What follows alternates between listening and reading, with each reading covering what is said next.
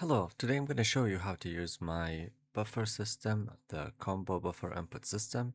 So I have this simple scene here where I have a character that can move, and it's very simple. This is the character code. As you can see, I'm using the default code. The only difference is instead of using the UI element, I went to project setting. I went to input map and created my left, right, and jump buttons. And then I have an animation function that based on your speed, it shows you the animation. If your speed is the positive direction, it shows you the run in the positive direction without flipping the horizontal. If your movement is in the negative direction, it shows you with the flipped animation sprite. So that's all for that. Now, how do we add our buffer system? It's going to be very simple. After you download it, you're going to find it in input buffer combo system, and this is the system for the code or the code for the system. So let's go ahead and import it. It's very simple here. We're going to do a variable and we're going to call it combo system. Of course, you can call it whatever you want, but I'm going to keep it simple so I know exactly what it is.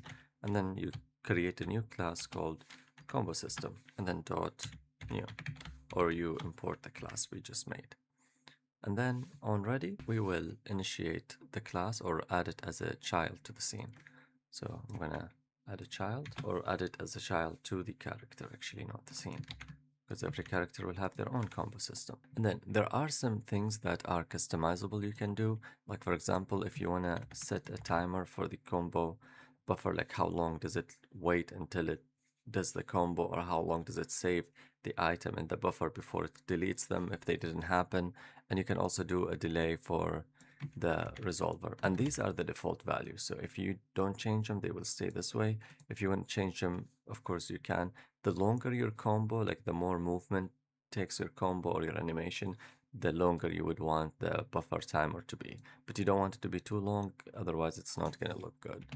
All right, so now we're going to add our possible combos. So we're going to go to combos.combosystem.combos, and this will be a dictionary of all the combination we want. So let's say my first combo will be combo 1, or in quotation mark, will be I want to attack 1 and then attack 2. So I want to perform 2 attacks. And what do I mean by naming them attack 1, attack 2? So I will go to project, input, and then I will create an attack 1 action and attack 2 action. And of course, I'm going to link them to buttons. In my case, I'm going to give this one a K and this one LL. This is just for testing purposes. Of course, you can add a controller, you can make them a mouse click, whatever you need.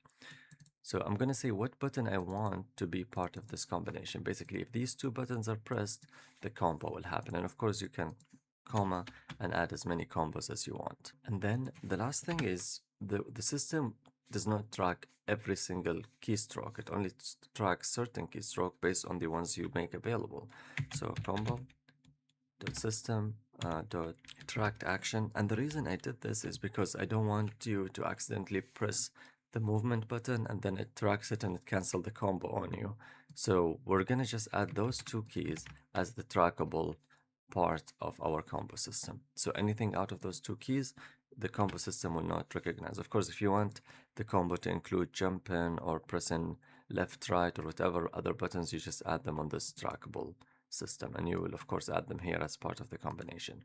And the combos can be as long as you need them, and they don't have to be in order of length. The system organizes them in order of length automatically. All right, so now that's that. We want to execute the combos. At the very bottom, we can go and write an if statement here in our physics process. If combo system dot input buffer dot size, we just want to make sure that you actually have items in the input buffer bigger than 0, then we want to execute the input buffer. In this case will be input combo system execute action. Of course, this one will return a value. So if I print it, this is what you all are going to see. I'm going to save it. So if I pressed, as you can see on my console, I press the K, you can see that the K button shows up. If I press L, the L button will show up. And you can see combo 1, combo 2, and combo 3. So this will just shows what button you pressed. And since I pressed attack 1, attack 2, combo 1 appears. All right. So how can we now make it into an actual action? We can do that by creating an attack function here that will handle maybe both animation and damage. That will be up to you, but I'm just going to show you how to make one handle animation.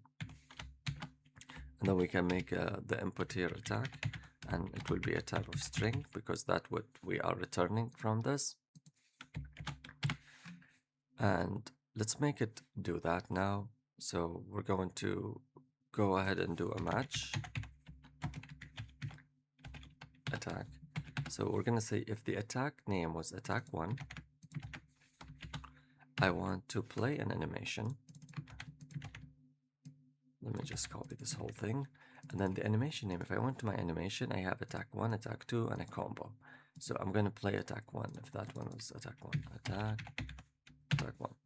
And then just rinse and repeat. Those probably need to be in quotation mark. Attack 2. We're going to play the animation for attack 2. And then the combo, we are going to play the animation for the combo. So if I did it as is, and you can see, well, actually nothing happened right now because I never called the attack function. So I will go to the animation, and the attack function will be called in here, and the input would be the system combo. Execute the action. Okay. So now, as you can see, it freezes. Why does it freeze? It freezes because we did not make a resolver for the end of the animation, because it tried to do this and then it tried to do these as well. So what we're going to do is we're going to go to our animation sprite, signals, animation finished, and then we're going to connect it. And then on animation finish, we are going to remove the item from our buffer. So combo system item removed. And to even make your system better, let's go ahead and add a variable is attacking. And this will track whether we're attacking or not. So it basically, this whole thing is like a system, a mechanic system, I think they call them, or a state system, I think. A state machine. Yeah, but we're going to use just a simple if statement. So this system can integrate with any system of movement. So we're going to do an is attacking, and then is attacking by default will be false. And then at the end of your animation, we're going to make it false again. And then at the beginning here, we're going to say if is attacking. If it's true, then we cancel the animation because we don't want the animation to be on top of each other. And then is attacking will equal true. So we make it true whenever we are attacking. And same thing for the animation. So we don't want the animation to happen if we are attacking.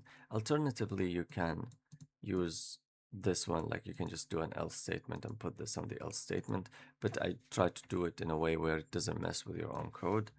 So now we can see it attacks non-stop. Okay, so the problem here, the animation keep going forever and you can't do any other animation.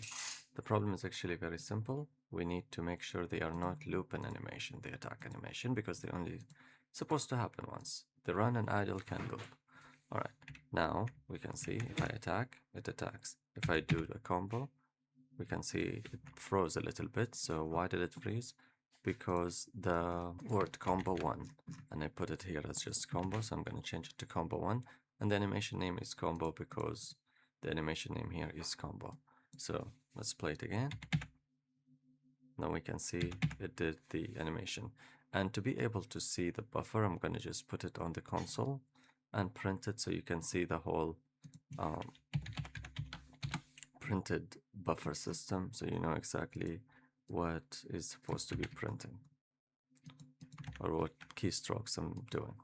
So as you can see down here in the console, I'll press my first attack, my second attack, and then first and second, and you can see automatically it added the combo.